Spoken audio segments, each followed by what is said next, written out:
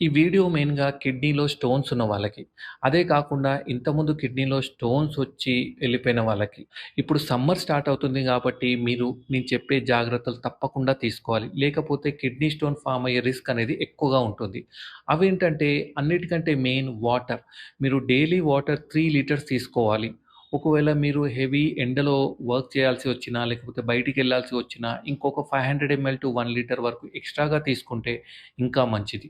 Next సమ్మర్‌లో ఏం జేస్తారో అందరూ ఈ కూల్ డ్రింక్స్ తీసుకుంటారు. లేకపోతే ఈ సోడాస్ కానీ ఇలాంటివి తీసుకుంటారు. అలాంటివి తీసుకోవడం వల్ల మీకు కిడ్నీ స్టోన్ ఫార్మ్ అయ్యే రిస్క్ ఇంకా ఎక్కువగా పెరుగుతుంది. సో, అందుకోసమే ఈ షుగరీ డ్రింక్స్ కూల్ డ్రింక్స్ మాత్రం కంప్లీట్‌గా అవాయిడ్ చేయండి. ఫైనల్‌గా ఈ ఎక్కువ వాటర్ ఉన్న కంటెంట్ తీసుకోండి. లైక్ ఫ్రూట్స్ ఏంటంటే మెయిన్‌గా వాటర్ మిలన్ దాంట్లో మంచి వాటర్ కంటెంట్ ఉంటుంది. అదే కాకుండా వైటమిన్ సి ఉన్న ఫుడ్స్ కూడా తీసుకోండి. అవేంటంటే ఆరెంజ్ లెమన్ వాటర్.